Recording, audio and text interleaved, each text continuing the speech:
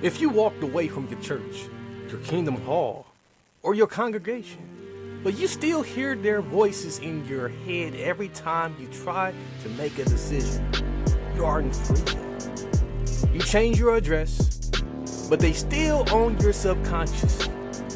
Welcome to the Transform You Live show. I'm Marcus Hart. Today we are going deep into the trenches of high control religion recovery. We are talking about the lasting anxiety, the chronic self-doubt, and the deeply rooted shame, especially for our LGBTQ listeners, that lingers long after you stop attending services. If you grew up being told that you were never enough and that trusting your own intuition was a sin, this episode is your extraction plan.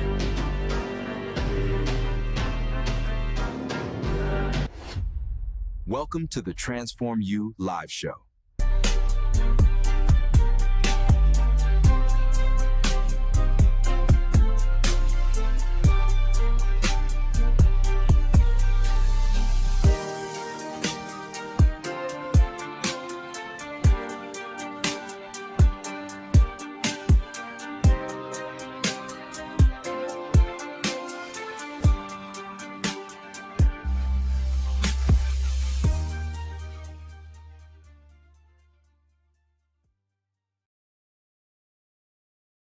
So we need to have a very real, very uncomfortable conversation about what actually happens in the pews of high demand groups. We aren't just talking about bad theology today. We are talking about weaponized behavioral psychology. Joining me today is a man who didn't just study this in a textbook. He lived it inside the wire. Rodney Allgood spent over 30 years inside a high control religion as a Jehovah's Witness. Today, he is a motivational speaker, a life coach, and he leads a global community of over 13,000 former JW members. He also coaches survivors transitioning out of LDS, Scientology, and strict Pentecostal backgrounds. So, Rodney, I want to welcome you to the show, brother. I want you to jump right into the deep end. You know, you spent about 3 decades inside Jehovah's Witnesses. So for the person listening, who never experienced this, take us behind the curtain. What is the psychological difference between a strict church and a system that actually tries to program your subconscious? The difference is the amount of control they try to exert over your life. High control groups usually have very strong communities. That's the best part of it, is you have instant friends, instant community. Wherever you go, you know people, and you kind of live in this bubble. You judge the world based on what you see in that bubble. And there's just a lot of control as to your activities, what you do, how you present yourself, lots and lots of control. And the threat is always that you're going to lose this community if you step away, if you disagree, if you begin to think for yourself. You'll lose your community, you'll lose your connection to family, and that's always that threat. So that becomes more important, really, than the beliefs itself. Maintaining your community. Many times you're disconnected from your children, from your parents, from your siblings, if you decide to take another course. And a lot of these big decisions in life are made at quite a young age.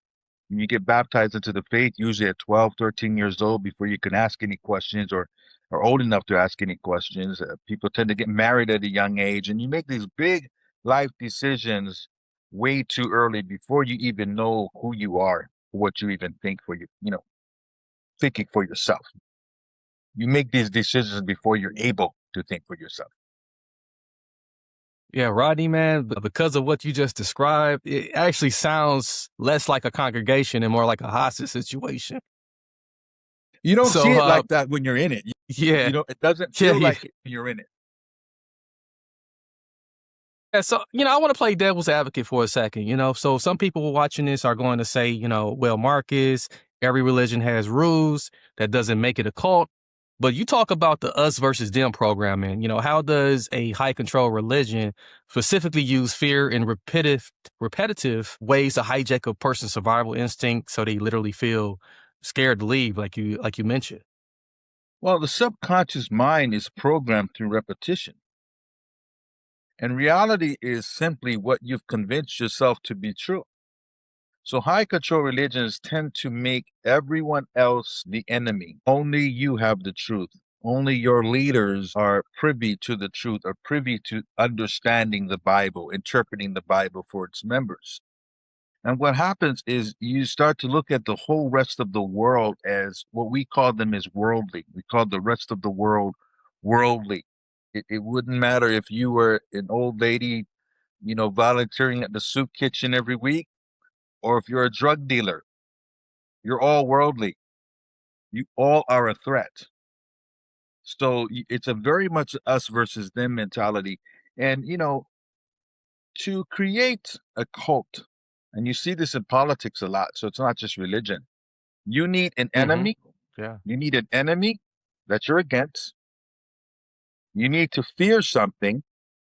And then the religion and its promises is the cure to those threats. So it's fear, it's the carrot and the stick, right? It's fear and the Yes. hope that we have the cure and we have the answer to what we caused you to fear.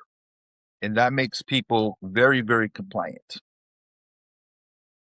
Basically, what I'm hearing is that they sold you the disease so they could lease you the cure, Right. you know? Absolutely.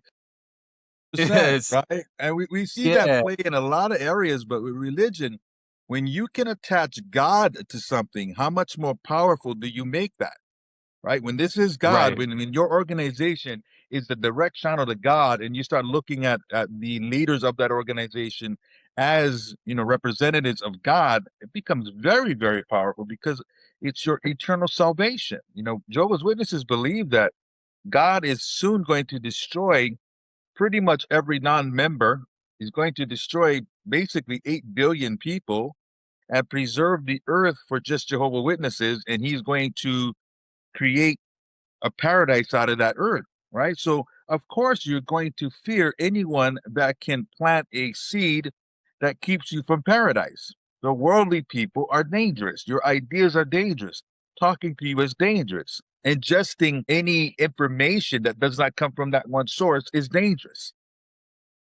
So, hence, you don't grow. In that organization, you don't grow. A witness at 80 is the exact same person they were at 30 because you're getting all your information from one source. You question nothing, and you cannot grow without questions. You must ask questions That's to for grow, sure. right? So they Yeah. discourage its members from asking any questions. Just do as you're told.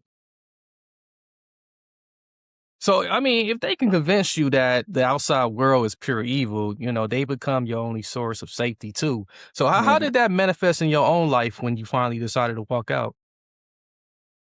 Well, I had woken up to it a long time before I actually left. I was married, I had 2 kids. I had a business and I employed 18 or 19 Jehovah Witnesses. So I held on for a long time just because I knew with leaving, my life would implode. So there's a lot of people who are in religions like that who don't really believe. They just don't know how to leave. It takes a lot of courage to leave the faith. So, for me, what happened is I was really into personal development. When I was 25 years old, I read a book by Tony Robbins called Awaken the Giant Within. And we weren't even supposed to read stuff like that, but I went on a business trip and I read this book while I was on this trip, and it absolutely opened my mind up. And from then on, I could not stop reading books and taking in other information and really seeing, it just led me further and further away from it. But the fact that I was married into it, didn't know how to get out of it and keeping my life intact, it kept me there for a long time. And that's a lot of people. They might not believe it to their core, but sometimes the loss of leaving doesn't feel like it's worth the gain of being away from it, Yeah. right? It's you don't know what's out there. Being out in the real world is a mystery. Sometimes people will settle for what they know, even if they don't agree, than to go toward what they don't know. So I want to pivot to a community. We going down the right path here. And this community they take the heaviest gunfire from these organizations. And we're talking about the LGBTQ community. You have coached dozens of people. You seen the Mm, carnage firsthand when a young person is sitting in a pew and then the person holding the microphone is telling them that their authentic identity, their biology is an abomination. And what does that repetitive fear-based messaging actually do to their developing brain? Oh man, it's really hard for people who feel like they're living a lie, right? Because they live in judgment of self. They feel like something is wrong with them. There's nowhere to express what's going on within them. No one in the organization understands, nor do they want to hear it. So I've coached a lot of these people, and it is literally hell for them. So many of them start living a double life. And that, again, if you're feeling like if you still believe in the religion and you're living a double life and you feel like Jehovah's watching everything you do, it's just a spiral. It's just, there's no peace in that person's mind because something about them is just sinful. They blame themselves. They think it's them when it's not. I've known kids 4 years old, I know they're gay. I can tell, right? And they grow up and they grow up with that conflict in their head their whole life. Like, I'm going to be destroyed at Armageddon for the thoughts I have, for the desires I have. Imagine growing up feeling like you are just doomed to eternal death for these feelings you can't remove. It's just who you are. It's horrible. Yeah, it is. And I have a son who identifies in that within that group.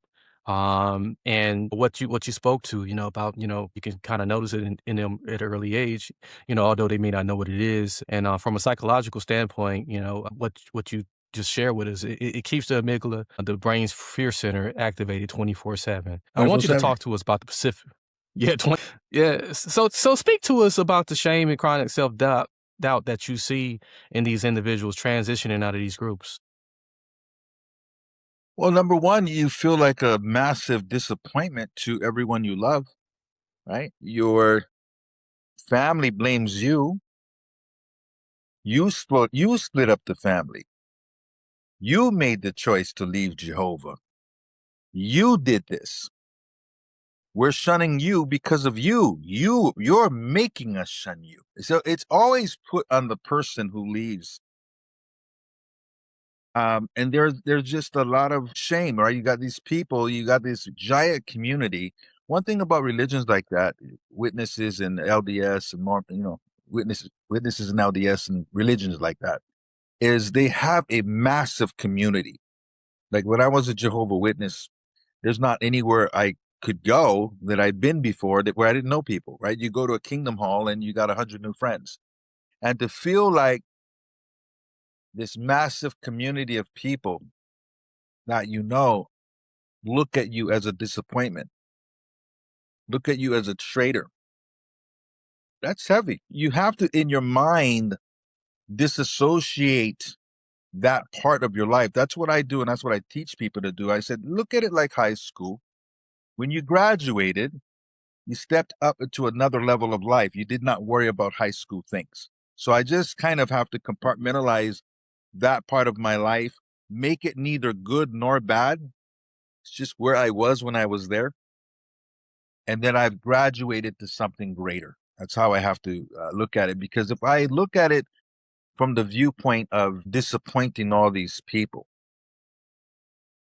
it's hard to carry that. I have to look at Yeah. myself as this version of me was never a Jehovah Witness. So I can separate the Mhm. two. This version of who I am today never was that. So I don't carry all that with me. Just like high school. This version of me wasn't in high school. That's where I was when I was 17. So I separate the two so I don't carry the burden of feeling like a disappointment to all these people that I've known all my life. That makes sense. Yeah, it makes a lot of sense. I need I heard you say that programming lingers long after the person leaves. I want to push on that a little bit. Why that is. If someone realizes it's a lie, if they realize the theology itself is toxic, why can't they just flip a switch and be happy? Why does a 30-year-old adult still feel a panic attack when they try to date authentically or set a boundary within their family? Because that's not how your subconscious mind works. I'll give you an example. Take the part I said, witnesses believe that everyone who's not a witness is worldly. So the word worldly is almost like a racial slur, isn't it? It's pretty much a slur to everybody that's not a witness. So take a man that was born with a bigoted mother and father, who was told something about, say, black people his whole life, read all this propaganda, it was told that these are not good people. And then he goes to college and he finds out that everything mom and dad taught is wrong. My best friend's black. Oh my God, I don't agree with my parents at all. He sees how wrong they were. And then his sister starts dating a black guy. And then he feels some kind of way about it. And it disturbs him that he feels some kind of way about it. And he doesn't know why he feels that way. He knows it's not right. Why does this bother me? Because of his programming, subconsciously. So the subconscious is programmed through repetition. You can basically convince people to believe anything if they hear it enough. And once they accept that as a reality, they just go deeper in that. It just gets layered and layered and layered. And just because you disagree with the theology, so that's the first thing people disagree with when they leave a high control religion. They go, the theology is wrong. I don't believe this anymore. But the way you see the world is programmed by the time you're 8 years old. That part doesn't go away. That's a lot of programming that makes you see the world a particular way. So when people feel stuck in life, it's when their conscious mind, their conscious ideas, their conscious beliefs are not in alignment with their subconscious wiring. And when your conscious beliefs are not in alignment with your subconscious wiring, your subconscious will sabotage you. And you won't know why.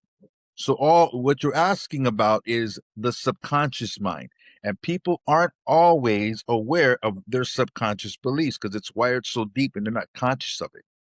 Right? And you also have something in your brain called the reticular activating system. And it's a part of your brain that's filtering out unnecessary information. And it gets programmed again when you're young. So, say me having been a Jehovah Witness all those years, I'm sitting in a doctor's office and me and you are talking, we're having a deep conversation like we're having now. And two ladies come and sit next to us and they're talking about, I don't know, their daughter's graduation. They're talking about certain recipes and they're just having some ladies talk. And someone comes and asks us, what were those two ladies talking about? We would say, we have no idea. I have no idea. I'm talking to Marcus here. And I'm paying attention. I wasn't even aware that these two ladies were sitting there. But a half hour later, those women start saying Kingdom Hall, elders, field service. These are Jehovah Witness terms, governing body. No matter how deep our conversation, I heard that. Because my reticular activating system doesn't ever filter that out. I don't watch hockey. So if somebody's talking about hockey, I'm not paying attention. But you say the Dallas Cowboys suck, no matter what we're talking about, I heard that, right? And that's how programming works, right? So for someone to really get beyond it, and one of the mistakes a lot of ex-cult members make is they obsess about the cult after they leave. So they're giving their mind nothing new to feed on. So the reticular activating system remains the same. It remains focused on the religion. So they stay stuck. You got to give your brain new wiring. You got to wire over. It's like when we were kids, when we had cassette tapes, right? When you couldn't afford a new tape, the Maxell tapes were expensive. Remember that, right?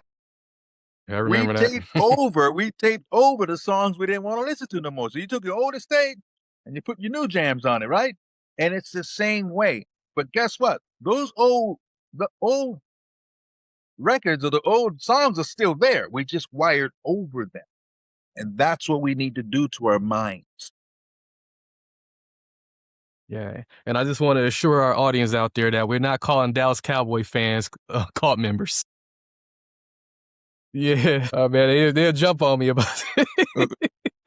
Hey, man, when you like the Cowboys, you love them or hate them. There's no middle. Yeah, there's no middle, so you gotta pick your side. Yeah, so, I mean, this is spot on, man. You giving us a real good illustration of exactly what's happening, and, this is what we mean when we talk about the matrix too, about, all the programming that's happening around us, 24/7, is fair to say. And this is why I brought you on the show. You don't just talk about the problem, you help people unlearn it. You're a mindset and breakthrough coach. If someone is listening to this right now, and maybe they left the LDS church 6 months ago, or they just walked away from a strict Pentecostal upbringing, and they sit in the rubble of a life that's deconstructed. It feels like death to them.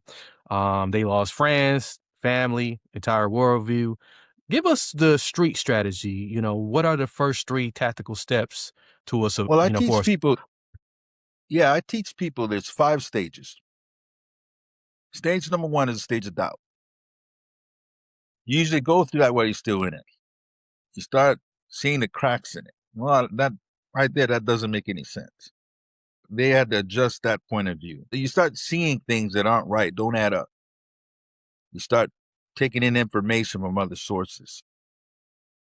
So stage 1 is doubt. Stage 2 is a stage of fear. Because now these cracks are getting so deep, you start thinking about, man, if I step away from this, I'm going to lose my family. I'm going to lose all my friends. I'm going to lose my belief system.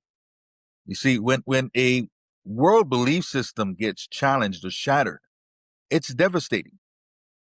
There have been times in history where they found out something was different. The world wasn't flat. That was devastating to the people who thought the world was a certain way. So when you walk away from your belief system, it's like, now what? What is God? This isn't true. What is true? So it's a real fearful place to be. And for me, that was hard because I was like, man, I got this business. I got all these people I employ. I got a wife. I got 2 kids. If I walk away, my whole world is going to fall on top of me. Then you go to stage 3. When you make the move and you walk away, you go to stage 3. And stage 3 is a stage of anger and resentment. You resent the things that you missed in life. There's a lot of things that Jehovah Witnesses, when I was growing up, didn't allow you to do. You weren't supposed to go to college if you were a Jehovah Witness. You couldn't marry somebody that wasn't in the faith.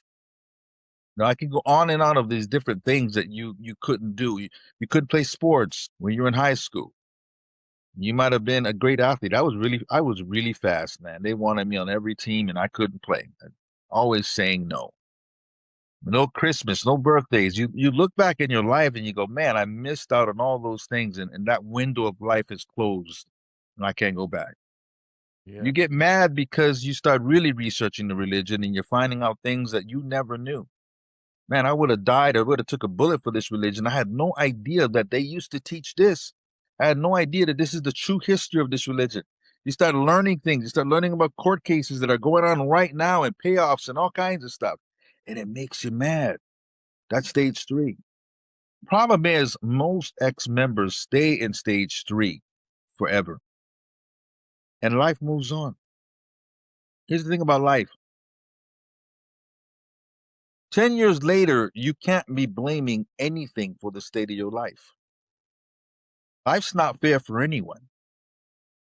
Life is 10% what you do about it. It's 90% what you do about it and 10% what happened to you. Life is 90% what happened to you, but 90% what you do about it and 10% what happened to you. And people don't see that. They want to keep using the same excuse, and you can't, because that might have been something I've been through, but my next door neighbor has been through something too that's different. Life on planet Earth is not fair.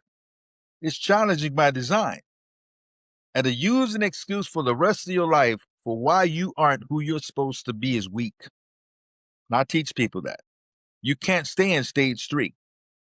At some point, you got to wrap it up. It is what it is, and you got to find happiness from that point. If someone got hit by a drunk driver and will be in a wheelchair for the rest of your life, it's a horrible, unfortunate situation, but you got to find happiness from that wheelchair. You got no choice. Yeah. So stage 4, when you move from stage 3 to stage 4 is a stage of discovery where you go on your journey. It's a stage of exploration where you question things, wipe the chalkboard clean, and discover what you think outside of your childhood influences, outside of what your parents taught you, outside of your program beliefs. What do I think? What resonates with me? Regardless of anybody else, what resonates with me? And that's when you get over the anger. I just put the Jehovah Witnesses in a scrap pile of false religion. Just because I was that, I don't have particular anger at them. I see them at their cards. I just wave to them. They're just people doing what they believe. Because this version of Yeah. me never was a Jehovah Witness. Mm. When you find what resonates with you and you start taking that road and you start living life according to what resonates with you and what your personal truth is, you go to stage 5, and stage 5 is a stage of self-knowing. I know who I am. And I know I can always change my mind. And I know I don't have to commit to something and be inflexible about it. Life's a journey, and I'm here to learn. And at stage 5, you start to teach. You're always a student and a teacher at the same time. So I'm never going to let history dictate my present happiness. And that's where everybody should get to.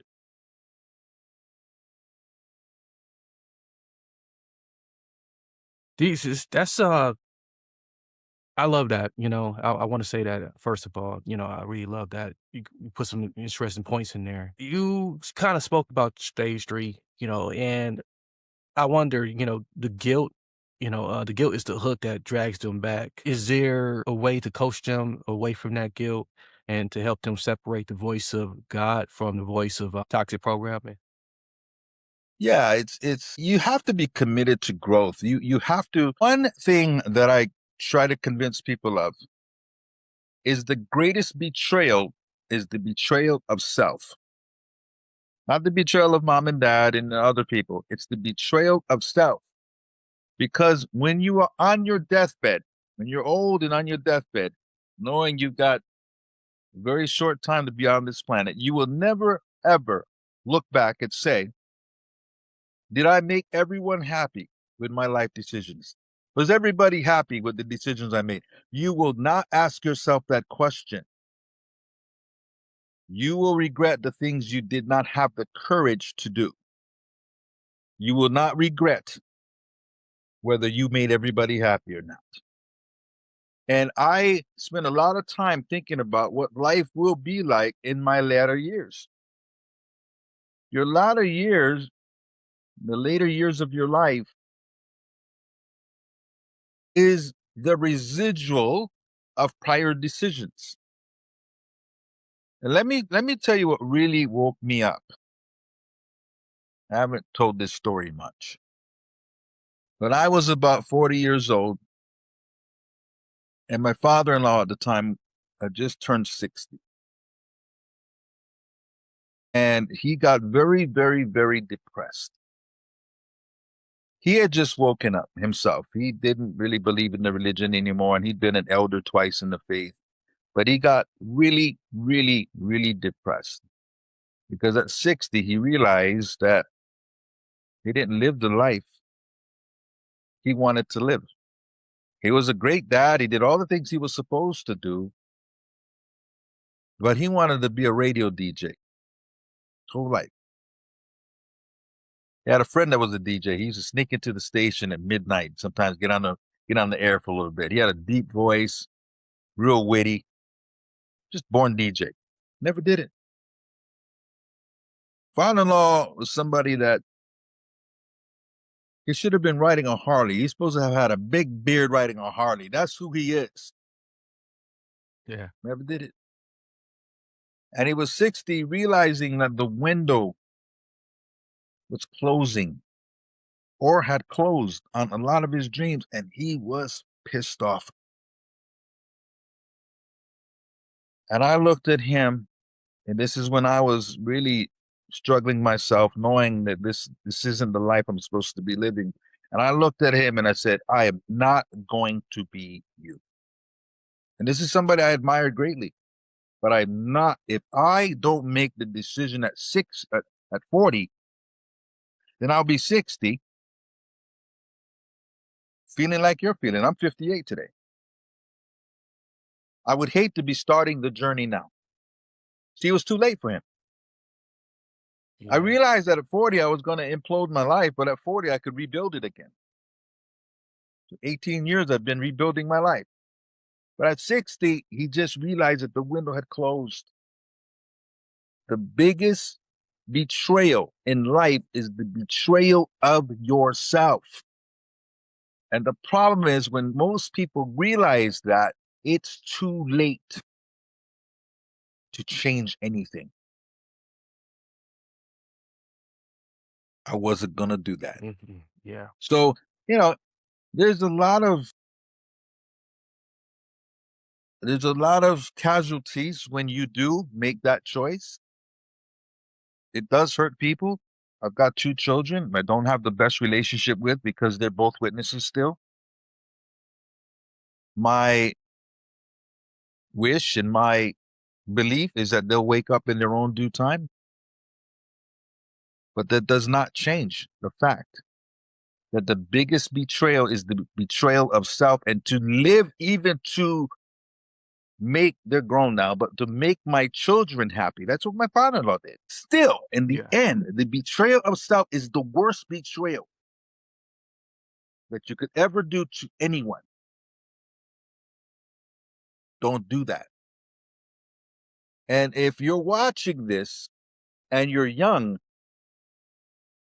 make big decisions as early as you can in life. If you're going to have a train wreck the train early because less people will be on the train.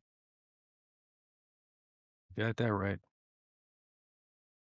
Well, Rodney, and the knowledge and wisdom you gave us today, if we dropped it into a pool, we'll make a pool of gold, man. It's solid gold. I really appreciate it so much. The work you're doing with your 13,000 strong community is nothing short of revolutionary. You pulling people out of the fire every single day, and you probably pull some people out of the fire today. So tell the squad where they can find you and how they can join your community and how they can get coaching from you if they are trying to transition out of a high control faith. Rodney Allgood, just like it sounds, ALLGOOD. That's my Facebook. My Facebook group is called Empowered Minds. Empowered XJWs, it's in parentheses, but Empowered Minds, you'll find it there. And yeah, if reach out to me on Facebook. I mean, just send me a private message if you'd like some advice, coaching, or just if you got a question and you feel stuck. And I like to leave with a poem that I wrote. I'm a poet, and this was the first poem that I felt like it just downloaded through me. I wrote it in 5 or 10 minutes when I was dealing with all this stuff. And this poem is called Free. It goes, raised in beliefs that were never mine, a detachment from myself stood over time. A lie I lived for so very long, never understanding my truth about what's right and wrong. Like a chameleon, I would change my colors at will, so the people I love would love me back still. But is it true love if it's taken away because something called truth is not seen the same way? You see, we all have the power to use our own minds and seek understanding that we all wish to find. This journey is mine. It belongs to no other, no brother, no sister, no father or mother. See, I was created unique and like no one else, but my talents and gifts were then put on the shelf. Now it's time to break free from these chains and shatter the bondage. This is out of my brain. Now I'm finally free. I can soar to the sky, for I was created in the image of the one who's most high. Hey man, that was a special treat at the end. You just spoiled us with that one. And Rodney, I appreciate that's brilliant. I really love that. Hey, I wish I can get a copy of that. So yeah, if you get a copy of that, that'd be great. Will do. So we got all of Rodney's links in the show notes and on the Transform You Media Network news resource page. It's going to be a landing page with all of that information on how you can connect with him. Also, too, RodneyAlga.com is my website. That's my speaking website, but RodneyAlga.com, you can find me there, too. Okay, thank you. RodneyAlga.com is the additional link that you will see in there as well. So I'm Marcus Art with Rodney Allgood, the Transform You Live show. Many blessings, peace, and lots of love, you guys. I'm out. Before we park this episode and close it, I need to speak directly to the survivor watching this right now. You have spent years having your narrative controlled by an organization that did not have your best interests at heart. They tried to silence you. They told you that if you left, your life would fall apart and you would have no voice. It's time to prove them wrong, people. Your scars from spiritual abuse, those aren't disqualifiers. Those are your credentials. The world doesn't need more sanitized, perfect religious mask. It needs your gritty, authentic truth. At the Transform You Media Network, we are building an army of truth tellers and cycle breakers. If you have survived a high control religion and you are ready to turn your trauma into your greatest platform, you belong with us. Stop letting the system speak for you. Go to the link in the description right now and claim your spot with Transform You Media Network Contributor Package or our Authority Launchpad. Get published, get seen, reclaim your narrative, protect your peace, guard your mind, and remember, your intuition is not a sin. Many blessings, peace, and lots of love.